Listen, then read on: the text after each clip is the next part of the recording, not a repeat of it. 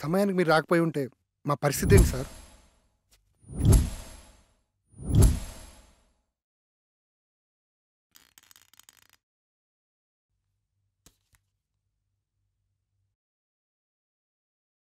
ఇంత ఫులిష్గా ఈ యాగాన్ని ఎలా మొదలుపెట్టారు? నేను రావడం కాస్త ఆలస్యమై ఉంటే పరిస్థితి ఎలా ఉండేదో తెలుసా? అంచనా వేయడానికి కూడా ఆధారాలేవి ఉండేవి కావు. అయ్యిందేదో అయిపోయింది. ఈ యాగాన్ని ఇంతటితో ఆపేద్దాం సార్. కుదరదు. ఈ యాగాన్ని మధ్యలో ఆపరాదు. అలా ఆపితే దాని పర్యావసారం ఊహించడం కూడా కష్టమే. తప్పదు, దీన్ని పూర్తి చేయాల్సిందే. అసలు ఏమైంది సార్? ఆత్మలన్నీ వీళ్ళని ఆపడానికి ఎందుకు ట్రై చేస్తున్నాయి? ఈ విశ్వంలో ప్రతి చర్యకి కొన్ని నిర్దిష్టమైన హద్దులుంటాయి. వాటి నియమాల ప్రకారం వాటి హద్దు మీరినంత వరకే ప్రకృతి ప్రశాంతంగా ఉంటుంది.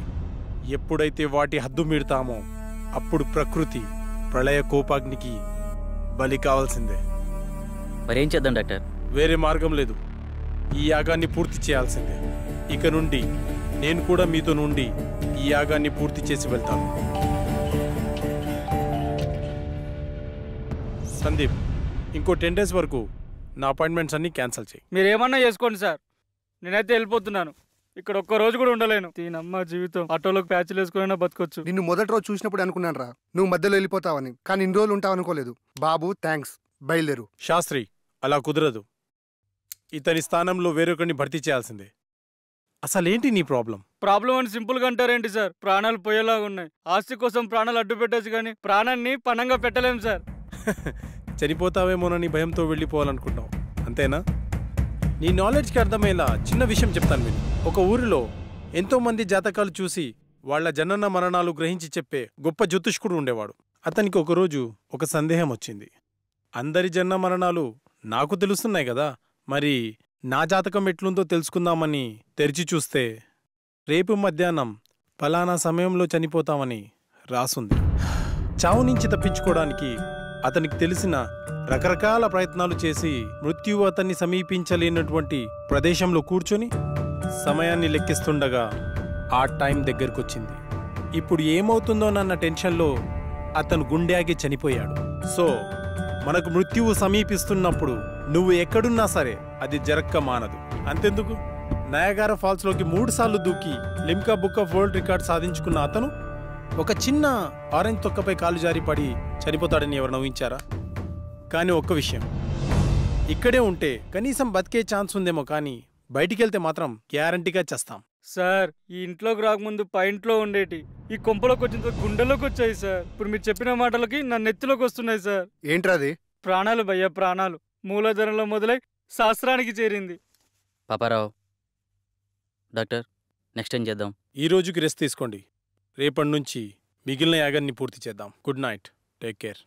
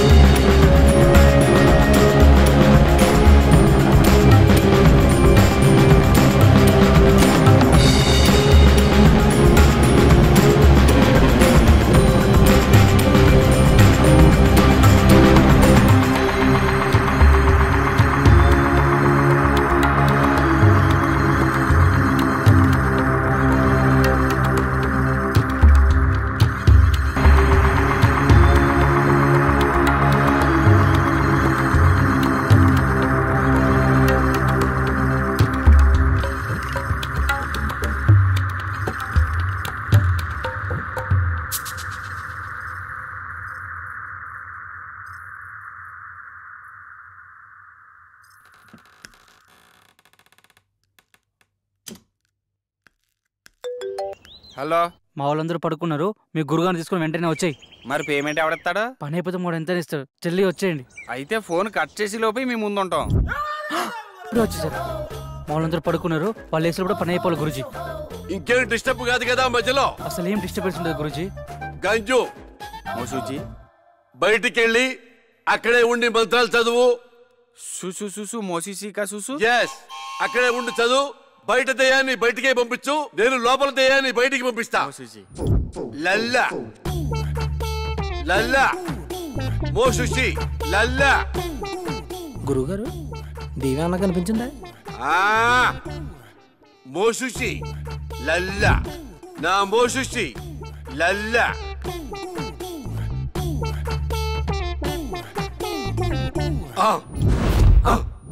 గురుగారు మంత్రం ఇది కదండి. చూసు చూసు మోసుక చూసు.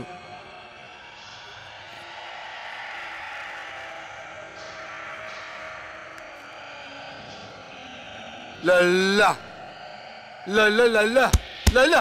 అమ్మ లల్లా, అమ్మ అమ్మ. గురుగారు దేవి వచ్చినట్టుంది.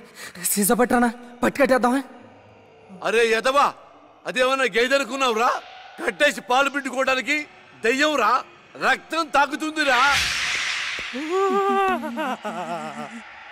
అయ్యి బాబు, నాకు ఇటుకి ఎటువంటి సంబంధం లేదండి. 500 రూపాయలు ఇస్తానంటే వచ్చానండి. నన్ను వదిలేండి, మీకు దండం పెడతానా?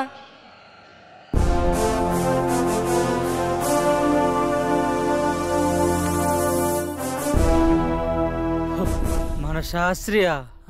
శాస్త్రి, ఎంత పని చేసావు? మోసూసి ఎంత భయపడ్డాడు తెలుసా? మూసుకోరా.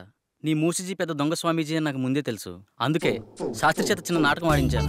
మోసూజీ, మా నాన్న కళ్ళకి వచ్చే వజ్రకం చెప్పినంత చూసేనా? అంతా చూసేరా బండబాబు. నువ్వు మీ నాన్నకి పిండం కూడా పెట్టమని నాతో మీ నాన్న చిన్న అబద్ధం ఆడించాడు.